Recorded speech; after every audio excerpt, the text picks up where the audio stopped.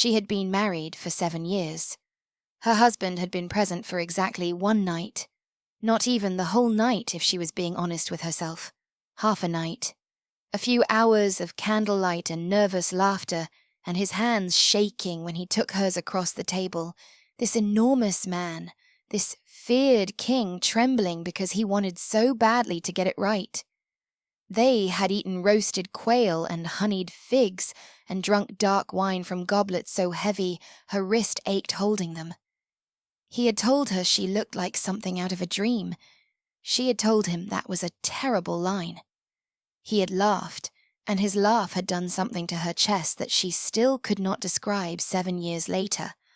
A vibration that went deeper than sound, deeper than bone, as though her entire body had been built to resonate at exactly that frequency.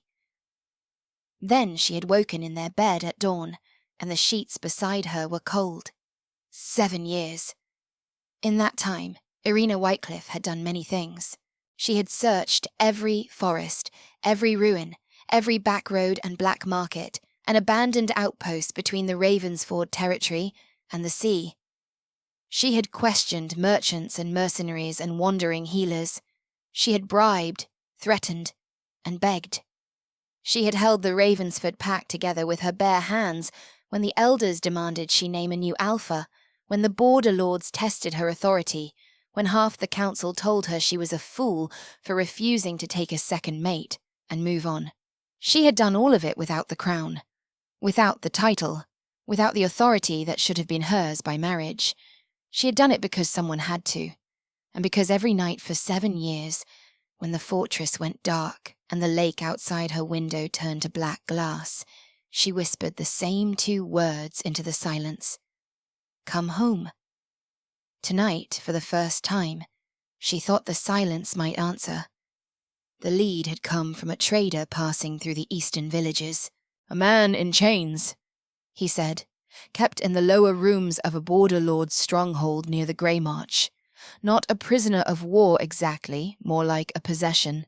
Something valuable enough to keep alive, but too dangerous to let speak. That last detail was what had made Irina's hands stop moving over the map on her desk. Too dangerous to let speak. She knew what her husband's voice could do. She had felt it once, on their wedding night, when he had said her name, and something inside her had opened like a door she did not know she had. She rode east with 6 of her best warriors, and no banner. She chose the warriors herself.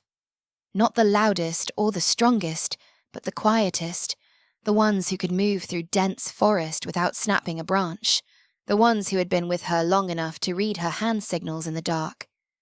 She had learned these things in 7 years. How to pick a team, how to move without being seen, how to enter a room and know within 3 breaths who was lying. She had not known any of it on her wedding night. She had been 20 years old and newly married, and so full of hope that it embarrassed her now to remember. The woman who rode east through the rain bore very little resemblance to the girl who had laughed at Galen Ravensford's terrible compliments. The journey took 3 days through thick forest and rain that never quite stopped, just thinned to a mist that soaked through wool and leather until her green cloak hung heavy as chainmail from her shoulders. She did not sleep. She barely ate. Her second in command, a weathered woman named Kestrin who had been with her since the 3rd year, rode beside her in silence for the first 2 days before finally speaking. "If this one is false," Kestrin said carefully. "What then?" Irina did not look at her. "Then we follow the next one." "There may not be a next one. The trails are going cold. It has been 7 years. There will be a next one." Kestrin studied her face and said nothing more. She'd seen Irina ride out 14 times before, each time with the same set jaw and the same rigid back and the same terrifying, immovable certainty. She had also seen Irina ride back 14 times, each time a little quieter, a little more still, as though another small flame inside her had been pinched out. But the woman kept riding. That was the thing about Irina Whitecliff that made people follow her. not her strength or her stubbornness or her refusal to grieve. It was simpler than that. She simply would not stop. This lead felt different. She could not explain it, and she had stopped trying. Something in her chest had been pulling since the trader had spoken. A low, persistent hum like a plucked string that would not stop vibrating. It was not hope. She had burned through hope years ago. It was something deeper, more physical, like a compass needle swinging toward true north regardless of the storm. On the evening of the third day, the trees thinned and the ridge appeared through the mist. The stronghold sat at the base of the granite ridge, half hidden by overgrown pines and a perimeter wall that had seen better decades. It was not grand. It was not royal. It was the kind of place where things were kept that people wanted forgotten. Irina's warriors took the outer guards without raising an alarm. She moved through the corridors herself, her bronze arm cuff catching torchlight, her boots silent on the damp stone floor. The smell hit her first. Damp straw, rust, something animal and unwashed. She had to press the back of her hand against her mouth. The door at the end of the lowest corridor was iron, bolted from the outside with a bar as thick as her forearm. One of her warriors wrenched it free, and the door swung inward with a groan that echoed off the stone like a wounded thing. The cell was small, a straw pallet, a bucket, a chain bolted to the wall, its end wrapped around the wrists of a man sitting on the floor with his back against the stone and his head bowed and his hair hanging past his jaw in matted, filthy tangles. Irina could not move. She had imagined this moment so many times. In every version she had been strong, certain. She had walked in and known him instantly and said something worthy of the 7 years she had spent looking. But the man on the floor did not look like Galen Ravensford. He was too thin, too still. His shirt was torn and grey with age and grime, his trousers frayed at the hems, his feet bare on the cold stone. The iron shackles had worn raw patches on his wrists that had healed and reopened and healed again so many times the skin looked like old leather. She opened her mouth. Nothing came out. Then the man on the floor raised his head. His eyes were amber, clear, bright amber, the colour of sunlit resin, and they looked at her without recognition, without hope, without anything at all, just a flat, animal patience that said he had long since stopped expecting rescue. "Galen," she whispered. He flinched, not at the name, at the voice. Something shifted in his face, a crack in the blankness like a window opening in a room that had been sealed for years. He opened his mouth. Irina. One word, her name, and his voice, rough and broken and barely louder than a breath, vibrated through her body like a bell being struck. Every nerve lit up. Her heartbeat stumbled, reset and locked into a rhythm that was not entirely her own. She felt his pulse in the base of her throat, in her wrists, behind her eyes. The hum that had been pulling her east for 3 days suddenly had a source. It was him. It had always been him. She was on her knees before she realized she had moved, her hands shaking as they closed around the chain at his wrists. She could not see clearly. Everything was blurred and bright. "Come home," she said. He stared at her. 7 years of captivity had stripped everything from his face, every mask, every defense, every careful, kingly composure. What was left was raw and open and terrified. "You came," he said, as though he could not understand the words even as he said them, as though the concept of someone coming for him had become foreign, a language he had forgotten how to speak. "I never stopped looking," she said, "not for 1 day, not for 1 hour." She turned to her warriors. "Get these chains off him, now!" They rode back to Ravensford in 4 days because Galen could not move quickly. He was not injured, not exactly. Nothing was broken. But 7 years had carved the strength from his body the way water carves stone, slowly and completely. and he sat his horse like a man remembering how to use a body he had almost forgotten he owned. Irina rode beside him. She watched him constantly and tried not to let him see her watching, which was ridiculous because he was watching her too. He watched her the way a man watches the sun after years underground, squinting, uncertain, as though the brightness might be temporary. He barely spoke. When he did, his voice came out in short, careful fragments, as though he was rationing something precious. Each time he spoke, the resonance moved through her, warm and deep, and she had to focus to keep her expression steady. On the second night, they camped beside a stream in a clearing ringed by pines. The warriors set a perimeter and built a fire and gave the two of them space without being asked. Kestrin was good at that. She ran the camp the way she ran everything, with quiet efficiency and the sharp instincts of a woman who understood when her presence was needed and when it was not. Galen sat close to the fire. He held his hands out toward the flames and stared at them as though he had forgotten what warmth felt like when it came from something other than his own body pressed against stone. "You cut your hair," he said. Irina touched the high knot at the back of her head. "It was impractical long. I was spending more time on the road than in the fortress." "It suits you. It is efficient." "That too." She almost smiled. Almost. There was something in the way he spoke to her, careful and quiet and faintly wondering, that reminded her so sharply of their wedding night that it hurt. He had spoken the same way then, as though he could not quite believe his luck, as though she might disappear if he said the wrong thing. She wanted to touch him. She wanted to pull him off his seat and hold him until his bones stopped feeling so sharp under his skin.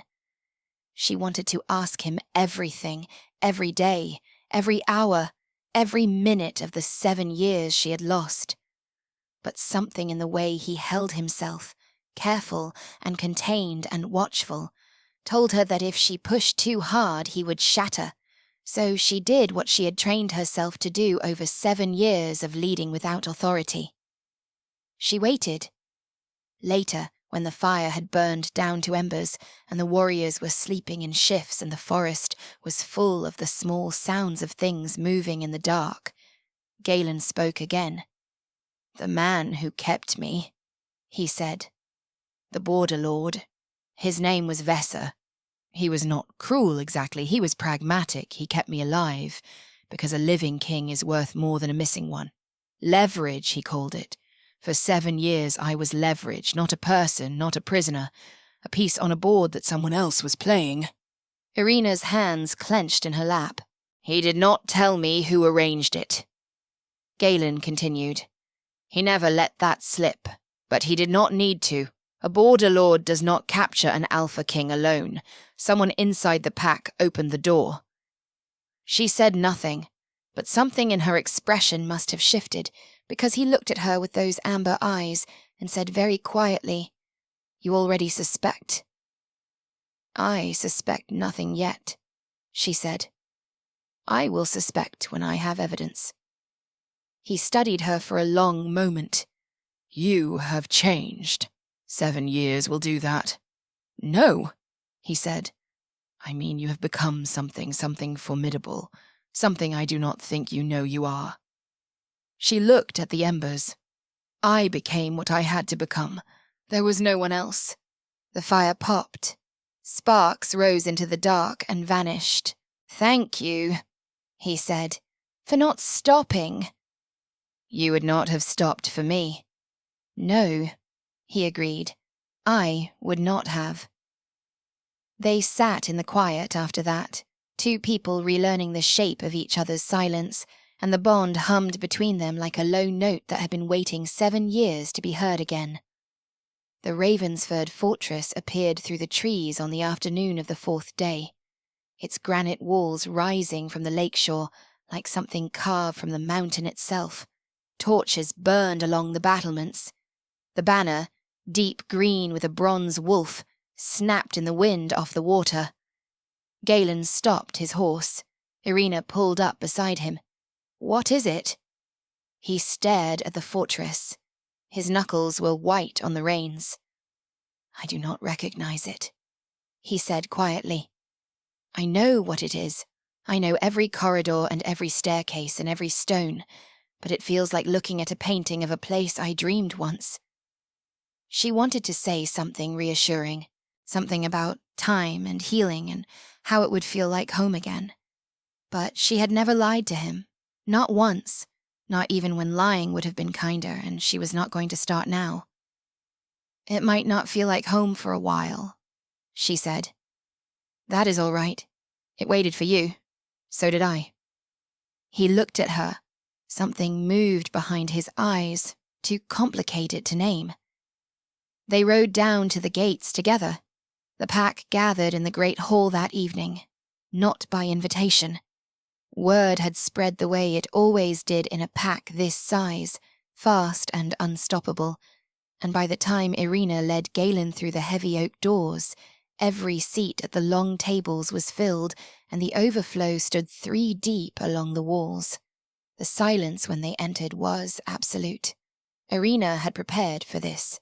She had sent a rider ahead to alert the household, and had arranged for clean clothes, hot food, and a fire in the king's private chambers.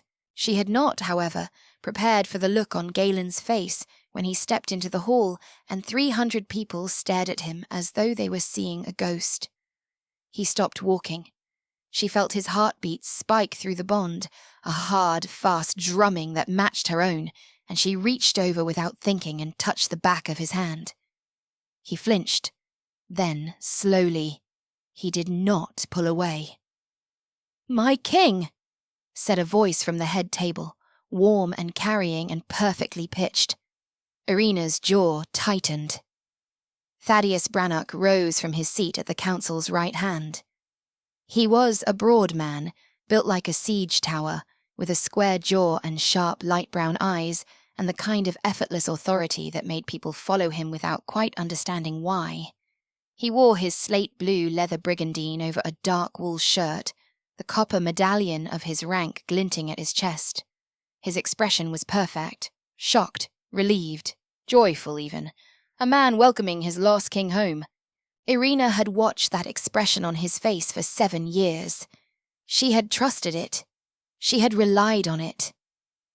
Thaddeus had been her strongest ally in holding the pack together, her steadiest voice on the council, the one who had stood beside her when the elders had tried to force her out. She had trusted him completely. Now she watched him cross the hall with his arms open and his eyes bright, and for the first time in 7 years, she saw it. Just a flash, just the barest flicker behind the warmth, so fast that if she had not been watching for exactly that, she would have missed it entirely. Fear. Thaddeus embraced Galen like a brother. Galen stood rigid in his arms, his hands at his sides, and said nothing. The hall erupted. Cheers, questions, the scraping of benches, the chaos of 300 people trying to understand the impossible. Their king was home. Their king was alive. Their king was standing in the great hall in borrowed clothes with hollowed cheeks and wrists scarred by iron. Through all of it, Irina watched Thaddeus Brannock's hands. They were perfectly steady, not a tremor, not a shake. A man who had just been genuinely surprised would tremble. A man who had known this moment was possible, who had perhaps been dreading it for 7 years, would have had time to prepare his composure. She filed the observation away. She would need it later. The next morning, Thaddeus found her in her study. He knocked first, which he always did, and waited until she called him in, which he always did, and stood with his hands clasped behind his back and his expression full of grave concern, which he always did. The perfect lieutenant, the perfect ally, the man who had never once, in 7 years, given her a reason to doubt him. "We need to discuss the transition," he said. Irina set down her pen. "What transition?" "The king's return changes the chain of command. You have been leading in his absence, and you have done it brilliantly, but now that he is back, the council will need clarity. Who makes the final decisions? Who speaks in council? Who handles the border disputes with the Eastern territories? Every word was reasonable, every concern was legitimate, and the timing, less than 12 hours after Galen had stumbled through the great hall, looking more like a rescued captive than a returning king, was exquisitely calculated. "The king makes the final decisions," Irina said, "when he is ready. And until then? Until then, I continue as I have been." Thaddeus nodded slowly, as though considering this. "The council may have questions. Some of them have been loyal to you for years. They may feel that a shift in authority, especially to a man who has been absent for so long, could be destabilizing. Are you suggesting the council would resist their own king? I am suggesting that leadership is earned through presence, and Galen has been absent for 7 years. The man who left is not the man who returned. The council knows this. The pack knows this." He paused. "I know this is difficult to hear." "What I hear," Irina said carefully, "is a loyal war chief preparing me for the challenges ahead. I appreciate it." He smiled. Warm, steady, entirely convincing. "That is all I am doing." He left. Irina stared at the closed door for a long time. He was building a case, slowly, carefully, with the patience of a man who had spent 7 years doing exactly this. Not seizing power. Never that. Thaddeus Brannock did not seize. He positioned, he suggested. He let other people arrive at conclusions he had already planted, and then he stood beside them, looking helpful, while the ground shifted beneath their feet. She had not seen it before, because she had not been looking. Now she could not stop. The first week was the hardest. Galen occupied the king's chambers because Irina insisted, and she moved to the smaller suite adjoining them because she could not bring herself to sleep more than a wall away. She heard him through the stone at night. Not words, just sounds. The restless shifting of a man who had forgotten how to sleep in a bed without listening for footsteps in the corridor. Sometimes she heard him get up and pace. Sometimes she heard nothing at all, which was worse. During the day, he moved through the fortress like a man learning to inhabit his own life again. He walked the corridors. He stood at the windows overlooking the lake. He sat in the great hall and watched the pack move around him without inserting himself into the flow of their routines. He was polite and distant and unfailingly controlled, and it was driving Irina out of her mind. She knew what was happening. She had led this pack for 7 years. She knew what it looked like when someone was trying to be strong enough to deserve the space they occupied. Galen was watching her run the pack, run the councils, run the household with the quiet, relentless competence of a woman who'd been doing it alone for the better part of a decade, and he was concluding, with the certainty of a man who had spent 7 years in chains, that he no longer fit. On the 5th night, she brought him tea. He was sitting by the fire in his chambers, staring at the flames with the blank intensity of a man who had forgotten he was allowed to look at other things. "You need to eat more," she said, setting the cup on the table beside him. "I ate." "You ate half a roll and 3 bites of roasted lamb." "I am not hungry." She stood over him. She could feel his pulse through the bond, low and steady, and beneath it, something else. A tension that hummed like an overstretched wire. "Galen." He looked up. His amber eyes caught the firelight and held it. "You do not need to perform recovery for me," she said. "You do not need to sit in chairs and walk corridors and act as though you are fine when you are not fine. You were in chains for 7 years. You are allowed to not be fine." Something cracked in his expression. Just for a moment. Then it smoothed over again, quick and practiced. "You were alone for 7 years, he said, holding this pack together, running a kingdom, refusing to let them replace me. You did not have the luxury of not being fine. Why should I? She had no answer for that, because he was right. She had not allowed herself to fall apart, not once, not even when the 14th false lead had left her kneeling on a stranger's floor in a town she did not know the name of, pressing her forehead to the cold stone and breathing through her teeth until the grief passed. "Because I am asking you to," she said quietly. He stared at her for a long time. Then he reached for the tea and drank it, and she sat in the chair across from him, and they did not speak for the rest of the evening. It was the first night she heard him sleep through without pacing. She stopped trying to fix him after that. She stopped bringing unsolicited meals and checking on him at odd hours and arranging his schedule as though he were a problem to be managed rather than a person to be known again. Instead, she simply stayed.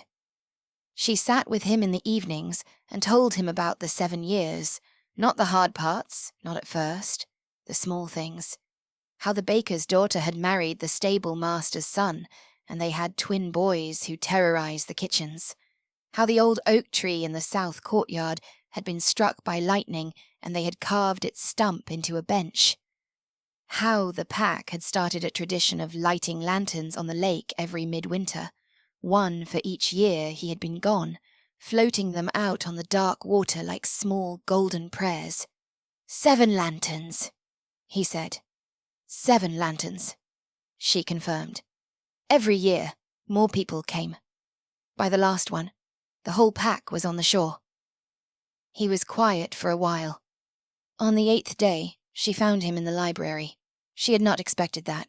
The library was in the east wing, 3 floors up, a long room with tall windows that overlooked the lake. It had been his favorite room before, though she had not known that until after he was gone, when the head librarian had told her, quietly and with the particular sadness of someone sharing a small truth about a man everyone else was trying to forget. He was standing at the window with a book open in his hands. He was not reading it. He was holding it, running his thumb along the edge of the pages, the way a person touches something they have missed without knowing they missed it. "This room smells the same," he said, without turning around. She leaned against the doorframe. "I did not change anything." "I know, that is what I mean. Everything else has shifted. The corridors feel narrower. The hall feels too loud. The pack looks at me like I might vanish again if they look away. But this room..." He closed the book. "This room just smells like paper and old leather and dust, the same as it always did." She crossed the room and stood beside him at the window. The lake stretched out below them, dark blue and still, and the mountains beyond were capped with the last of the spring snow. "You come here when the hall gets too loud," she said. It was not a question. "You noticed." "I notice everything you do. I have been doing it for weeks. I am trying to stop because I know it makes you feel watched, and you had enough of being watched in that cell. But I am very bad at stopping." He looked at her, and then, for the first time since his return, the corner of his mouth moved. Not quite a smile. Not yet, but the beginning of one. The first green shoot pushing through 7 years of frozen ground. "You are terrible at subtlety," he said. "Excuse me?" "You are. You always were. On our wedding night, you kept looking at the door as though you were planning an escape route, and when I asked if you were nervous, you said, and I remember this exactly, 'I am not nervous, I am strategically assessing the room.' That is what you said, on our wedding night." She felt her face heat. "I was strategically assessing the room. You were nervous. I was not. Your scent said otherwise. My scent was perfectly composed." The almost smile widened by a fraction. "Your scent smelled like cedar smoke and panic."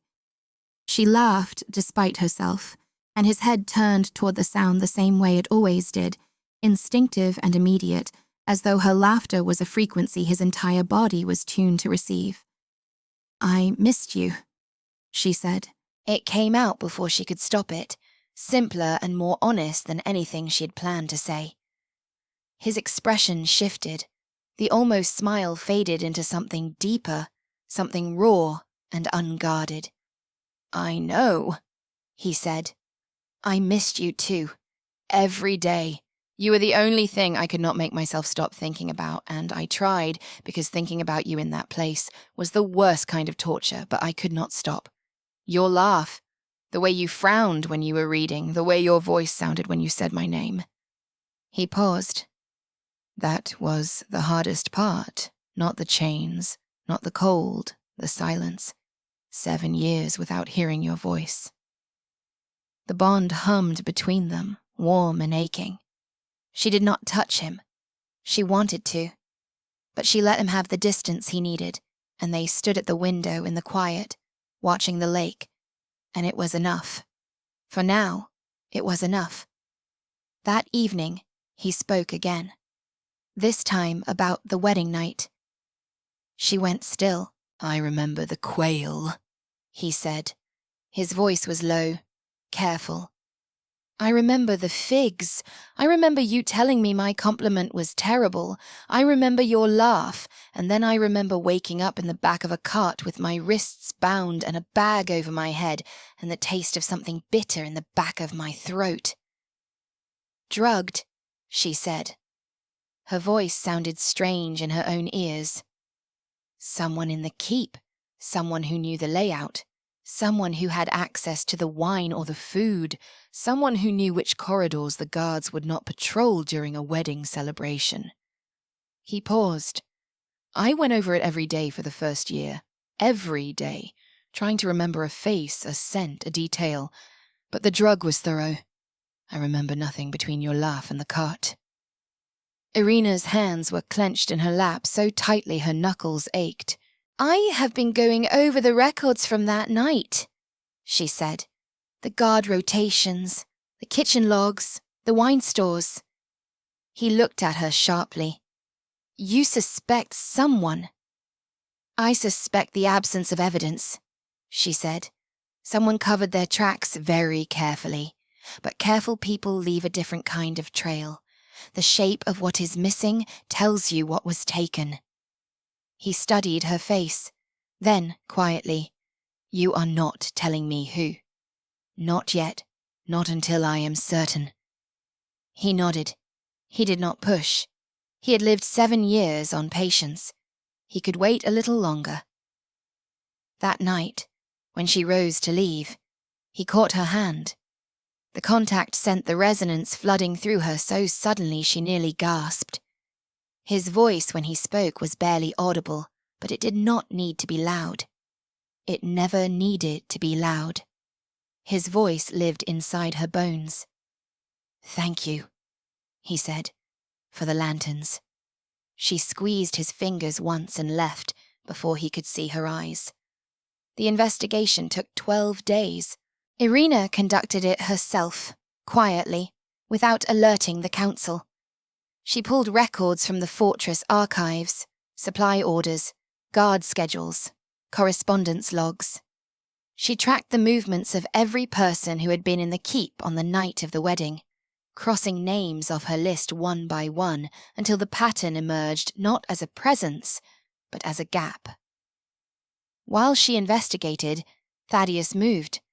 She could see it now that she knew what to look for. He was not doing anything dramatic. He was doing what he had always done, only now she understood the purpose behind it. He visited the border lords. He sat with the council elders over wine. He expressed concern, always concern, never outright opposition, about the king's readiness to lead. He praised Irina in public and questioned her decisions in private. He suggested, gently to anyone who would listen, that perhaps the pack would be better served by a formal regency until the king was fully recovered. A regency led, of course, by the war chief who had been so steadfast in the Queen's service. She let him do it. She needed him comfortable. She needed him to believe that his position was secure, that Irina remained the trusting, grateful woman who had relied on him for 7 years. She needed him to stop watching his own back. Meanwhile, she dug. Thaddeus Brannock had been everywhere on the wedding night. At the feast, at the toast, at the dancing. He had been seen by dozens of witnesses at every stage of the celebration, except for 1 hour, one single hour between the second and third watch when no one could account for his whereabouts.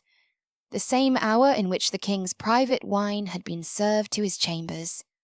The same hour in which the eastern corridor, the one that led to the old postern gate, had been left unguarded because the assigned sentry had been reassigned by Thaddeus himself to cover a disturbance in the west wing.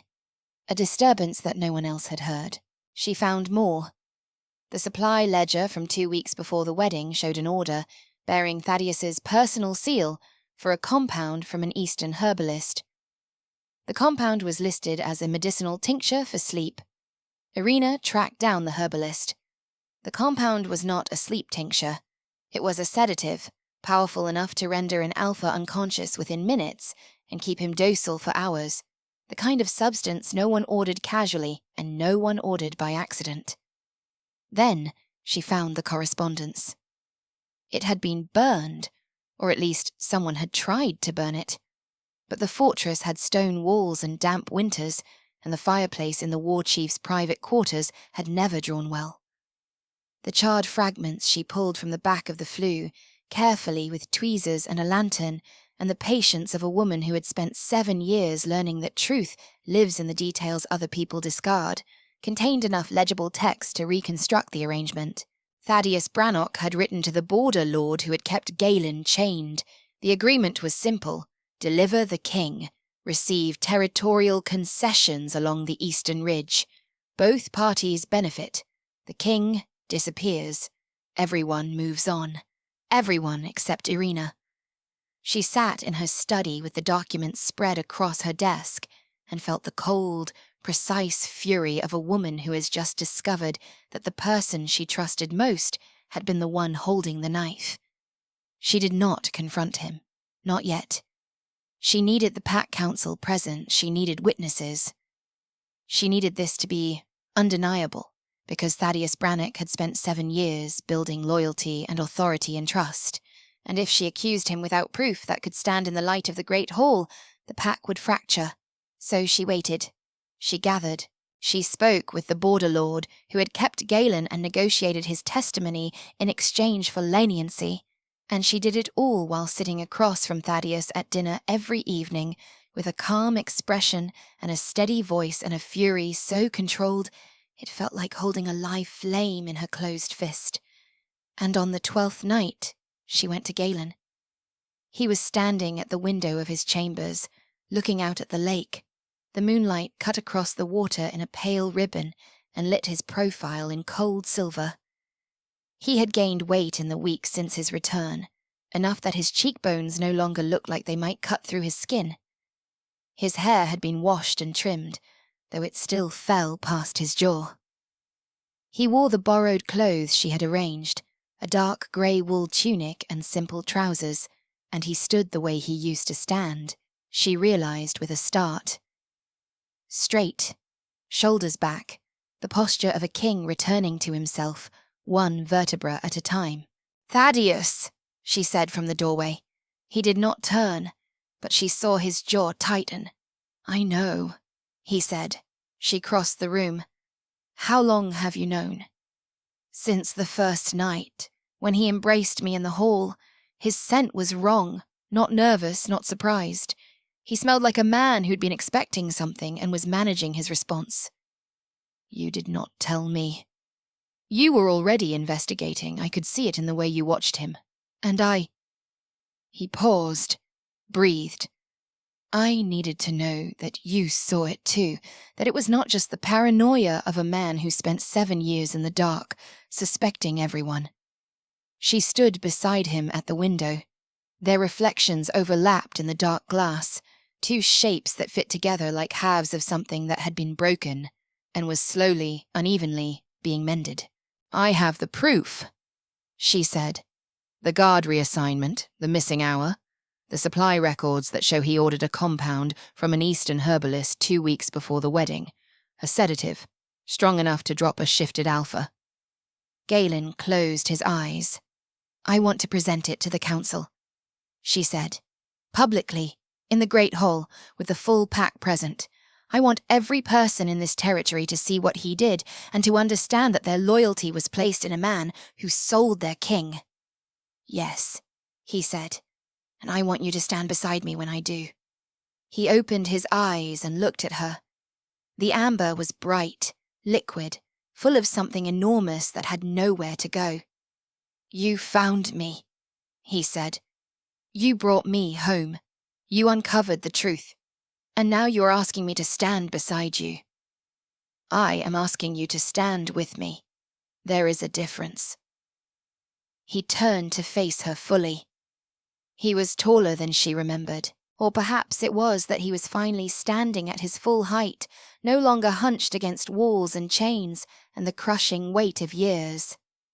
"Irina," he said, just her name, just the shape of it in his mouth, and the resonance moved through her like warm water, filling every hollow place the 7 years had carved. She kissed him, not carefully, not tentatively, not with the delicate, testing precision of a first kiss between strangers. She kissed him like a woman who had been married to him for 7 years and had spent every one of those years carrying the memory of his laugh in her chest, like a coal that would not go out.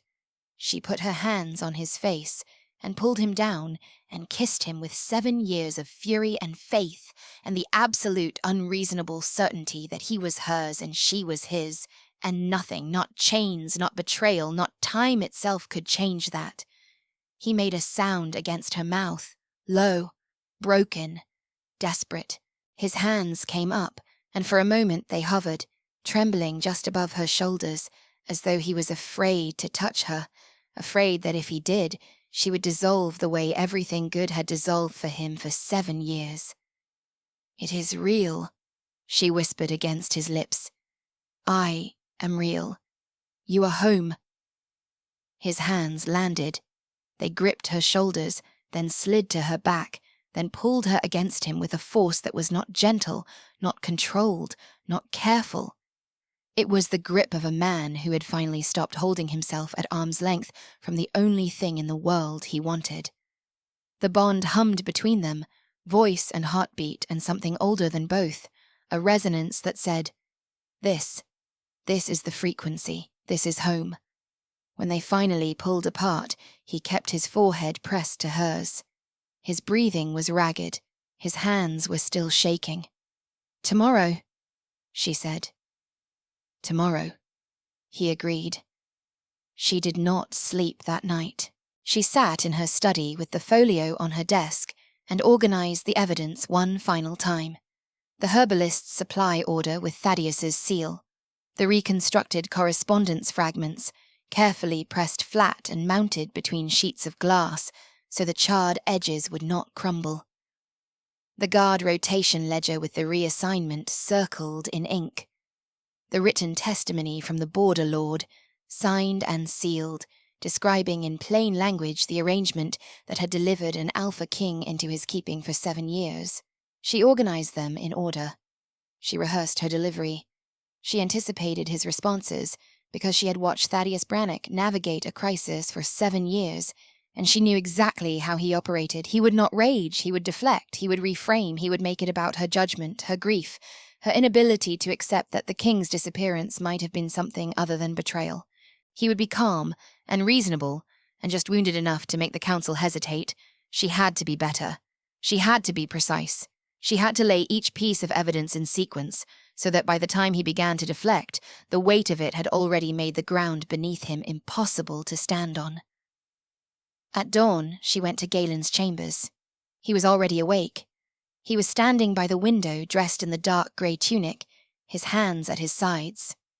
He looked at her when she entered, and she saw something in his face that had not been there before. Not confidence exactly, not strength, something quieter than both. Resolve, the steady, unflinching readiness of a man who had decided to stop surviving and start living again. "Are you ready?" she said. "No," he said. but I am going to do it anyway." She almost smiled. That is the most honest thing anyone has ever said before a council meeting. He crossed the room and stopped in front of her. He lifted his hand and tucked a loose strand of silver-white hair behind her ear, his fingers brushing her temple. The resonance pulsed through them both, warm and certain. "Together," he said. "Together," she agreed. The great hall was full. Irina had arranged it carefully. The full pack council seated at the long table, the border lords in attendance, the household staff lining the walls, Thaddeus Brannock in his usual seat at the council's right hand, his copper medallion freshly polished, his expression calm and warm and entirely fabricated. Irina entered first. She wore her dark green leather and her bronze arm cuff, and the expression she had perfected over 7 years of facing down men who did not believe she belonged in the room. She carried a leather folio under her arm. Galen entered behind her. The hall went quiet. Not because he was wearing the Iron Crown. He was not. Not because he was dressed in finery. He was wearing the same dark grey tunic he had worn for weeks. He went quiet because something in the way he moved had changed. He walked like a man who had remembered where the ground was. His stride was unhurried, his gaze level, his shoulders straight. He was not the man who had been carried out of that cell 4 weeks ago. He was not the man who had stood rigid and silent while the pack stared at him like a ghost. He was the man who had married her on a summer night 7 years ago, and laughed when she told him his compliment was terrible, and something in the room recognized it, the way a compass recognizes north. Irina set the folio on the table. She opened it. "What I am about to present concerns the night of the king's disappearance," she said. Her voice was steady. She had practiced this in the mirror for 3 days. "I have conducted an investigation into the events of that evening, and I have identified a pattern of deliberate action by a member of this council." The hall was utterly still. Thaddeus Brannock's expression did not change, but his scent did, just slightly. A sharpening beneath the cedar and leather, like iron left too long in the rain. Irina laid out the evidence piece by piece. The guard reassignment, the unaccounted hour, the herbalist's supply record, complete with Thaddeus's personal seal on the order for the sedative compound. The correspondence, recovered from a burnt cache in the ward chief's own quarters, between Thaddeus and the border lord who had kept Galen chained for 7 years, an agreement to deliver the king in exchange for territorial concessions along the eastern ridge. She did not raise her voice. She did not editorialize. She did not accuse. She let the records speak, and the records spoke with the accumulated weight of 7 years of meticulous concealment that had finally been undone by a woman everyone had underestimated. When she finished, the hall was silent. The eldest council member, a white-haired woman named Petra with steady hands and a voice like stone, leaned forward. "War Chief Brannock, do you have a response?" Thaddeus looked at the folio. He looked at Irina. He looked at Galen. And for the first time in 7 years, the warmth in his expression cracked. Just for a moment. A fracture in the facade that revealed something cold and cornered beneath. "These records are incomplete," he said, selectively compiled to suggest a narrative that does not reflect. "The records bear your seal," Irina said. "The herbalist confirmed the order under oath. The border lord who kept the king confirmed the arrangement in exchange for leniency. Would you like me to present his testimony as well?" She pulled a second document from the folio. She had not expected to need it.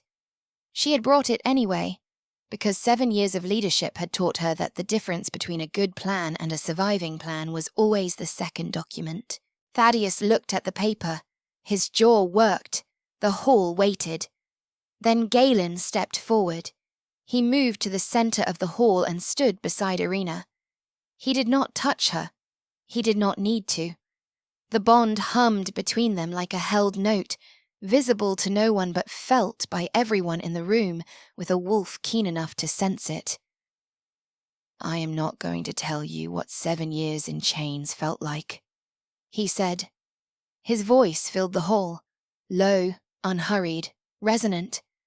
The same voice that had said her name in a dark cell 4 weeks ago, but deeper now, steadier, carrying the weight of a man who had chosen to stand up. I am not going to describe the cold or the silence or the days I forgot my own name. You do not need to hear it, and I do not need to relive it. He looked at Thaddeus. "What I will tell you is this. I was taken from my home on the night I married the woman I loved by a man I trusted. My wife spent 7 years holding this pack together, while the man who sold me stood beside her and let her believe he was her ally. She never stopped looking for me, she never stopped fighting for this territory. And when she found me, she brought me home, and she uncovered what was done. And she did it all without the crown, without the title, without any authority except the loyalty she earned by being worthy of it." He turned back to the council. "I do not ask for your loyalty because of my bloodline," he said. "I ask for it because this pack was built on trust, and that trust was betrayed. I am here now. I am not leaving, and I am standing beside the woman who kept this kingdom alive while I could not." The silence held for 3 breaths. Petra, the eldest, rose from her seat. "My king," she said, and bowed. One by one the others followed, not all at once, not uniformly, but enough to tilt the room, enough to make it clear that Thaddeus Brannock's place at this table was finished. Thaddeus did not resist. He did not rage or threaten or attempt to flee. He removed the copper medallion from his chest. He set it on the table beside the folio that had undone him. He looked at Irina one last time, and in his light brown eyes she saw it clearly, the thing she had missed for 7 years. Not hatred, not remorse, just the flat, calculating frustration of a man whose longest gamble had finally failed. He walked out of the hall in absolute silence. 2 warriors followed him. He would be escorted to the territory's border by morning. Stripped of rank, stripped of name, stripped of pack.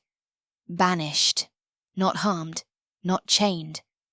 That was the difference between justice and cruelty, and Irina had spent 7 years learning to tell them apart. The hall did not erupt. Not this time. There were no cheers or gasps or scraping benches. The pack simply absorbed it, the way a forest absorbs a storm. Some wept, some stared. The council elder Petra pressed her lips together and closed her eyes and shook her head, once, the way a person shakes their head when they have suspected something for a long time and hoped they were wrong. Several of the younger warriors looked at Galen with something Irina had not seen directed at him since his return. Not pity, not curiosity, not the wary, uncertain appraisal of a pack looking at a weakened alpha. Respect. The specific, earned respect that comes from watching a man stand in front of 300 people and tell the truth about the worst thing that ever happened to him without asking for sympathy or vengeance. Galen turned to the council table.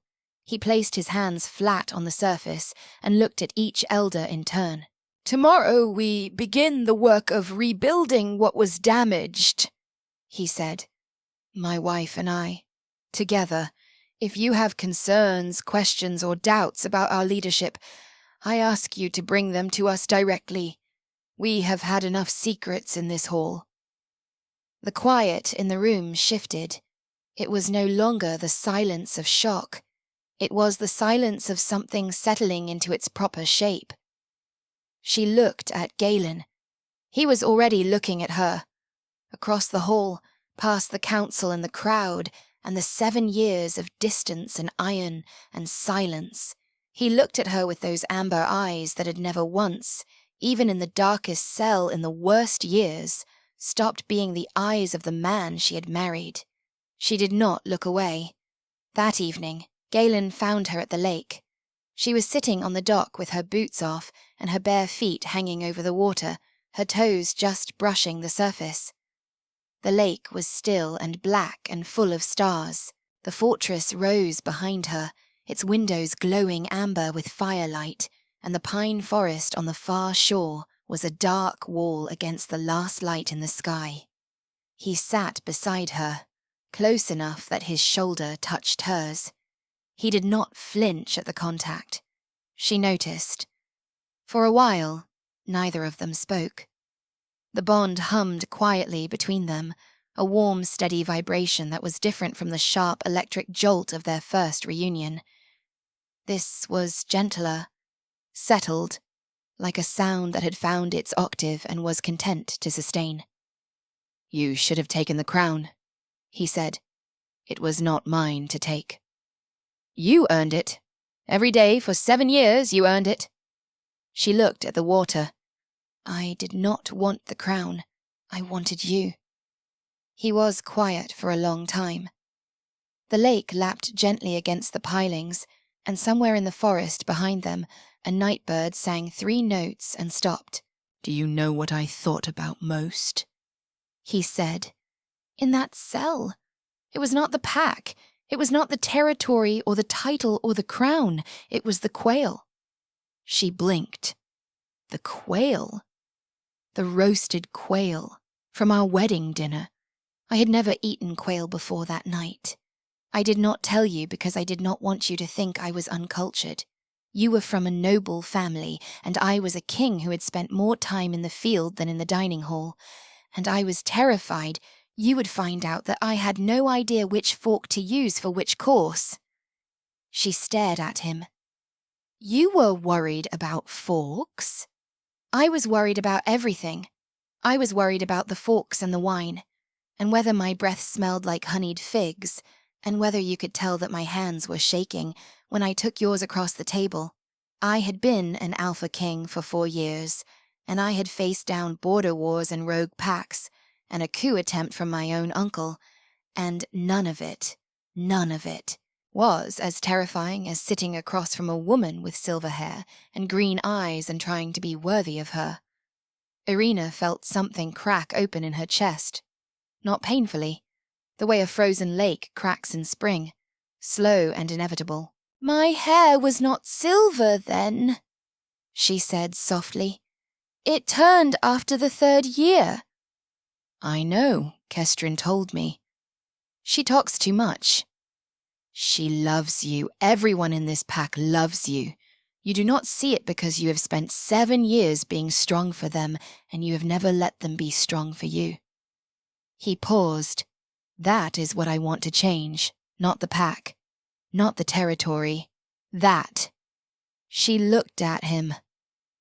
"What do you mean?" "I mean that you have been carrying everything alone for so long that you have forgotten how to let someone carry it with you. And I have been carried for 7 years, drugged and chained and taken, and I have forgotten how to carry anything at all. We are both broken in exactly opposite directions." The precision of it, the quiet, devastating accuracy, made her breath catch. "So what do we do?" she asked. "We meet in the middle," he said. "I learn to carry again. You learn to let go, and we do it together, badly and imperfectly, and probably with a great deal of arguing, because you are the most stubborn person I have ever met, and I am apparently the kind of man who worries about forks." She laughed, not the rough, startled laugh from before. A real laugh. Full and warm and surprised, the kind that comes from a place so deep that it has been untouched by 7 years of grief. It rolled across the dark water and vanished into the pine forest, and the night absorbed it like a gift. He was quiet. Then, carefully, as though the words cost him something. "The man you married is not the man sitting beside you." "I know. I cannot promise I will be what you remember. I do not want what I remember." She turned to face him. The moonlight caught the silver white of her hair and turned it luminous. "I want what is here, what is real, What is sitting on this dock with his feet almost in the water because he has not quite worked up the nerve to take his boots off? He looked down at his boots, then slowly he unlaced them, he pulled them off. He set them behind him on the dock and let his feet hang beside hers over the dark water. "There," he said. She smiled. Her eyes stung. She leaned into his shoulder and he leaned back. The water lapped against the dock pilings, and somewhere on the far shore an owl called into the silence, and the stars reflected in the lake like small scattered promises. "Come home," she said. Not a prayer this time. Not a command. A quiet invitation from a woman to a man who was already beside her. He turned his head and pressed his lips to her temple. The resonance of it moved through her, warm and low. "I am home," he said. 1 year later, the fortress looked the same, and everything had changed. The lanterns were Irina's idea, or rather, the absence of them was. For 7 years, the pack had lit lanterns on midwinter night and sent them out on the lake, one for each year the king was gone. This year, there were no lanterns. This year, the lake was dark and still, and the pack stood on the shore in the cold and the quiet, and instead of floating lights into the darkness, Galen stood at the water's edge and spoke. He told them the story, not all of it, not the worst of it, but enough. The wedding night, the cart, the cell, the years, the woman who had never stopped looking, the woman who had held his kingdom together with hands that should have been holding his. He told it plainly, without drama, without self-pity, and when he finished, the silence on the shore was not the silence of shock or grief. It was the silence of people hearing a story they already knew the ending of, because the ending was standing in front of them, wearing an iron crown and holding his wife's hand. Irina stood beside him in the cold. On her left wrist, beneath the bronze arm cuff she always wore, was a new addition. A thin gold chain bracelet, delicate and unassuming, with a single link that had been forged from the iron of the shackles they had cut from his wrists. He had given it to her on the anniversary of his return. He had not explained it. He had not needed to. She wore it every day.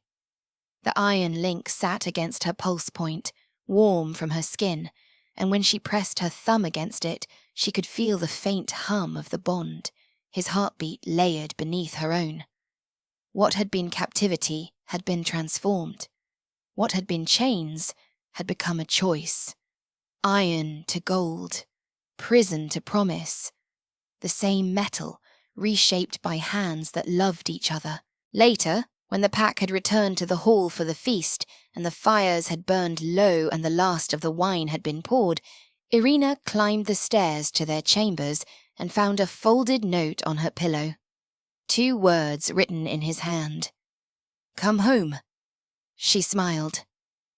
The motif had travelled the full distance of its meaning now, from the desperate whisper she had breathed into empty rooms for 7 years, to the command she had spoken in a cell at the end of the world, to the quiet invitation on a dock under the stars, to this small, folded piece of paper, this man who left notes on her pillow because he had learned in his year of recovery that some words were easier to write than to say, that sometimes the bravest thing a man could do was not stand in a great hall and face down his betrayer, but sit in a quiet room and tell the woman he loved in his own hand, in his own time, that she was where he wanted to be. She found him by the window. He was looking out at the lake, but he turned when she entered. The iron crown sat on the desk behind him. He was just himself. Just Galen. Light brown hair falling past his jaw because he still wore it longer than he used to, and she had told him she liked it that way. Amber eyes catching the candlelight, the thin scar on his left wrist where the shackle had worn deepest. The deep burgundy tunic she had commissioned for him, high-collared and fitted, because she had wanted him to have something that was his, not borrowed, not inherited, not carried over from before. He opened his mouth. He said her name, and his voice, even now, even after a year of healing, moved through her body like a note finding its perfect resonance, the same vibration she had felt on their wedding night when everything had been new and possible and unbroken. She crossed the room. She took his face in her hands. She kissed him, softly this time, with none of the desperate fury of the first time, and all of the certainty. His hands found her waist, and they were steady now. No tremor, no hesitation, just the firm, present grip of a man who was no longer afraid that the good things would dissolve if he held them too tightly. "You left me a note," she said against his mouth. "I left you the truth." She smiled. She pressed her forehead to his. The bond hummed between them, voice and heartbeat and something older than both. Outside, the lake was dark. No lanterns this year, no prayers sent out on the water. They were no longer needed.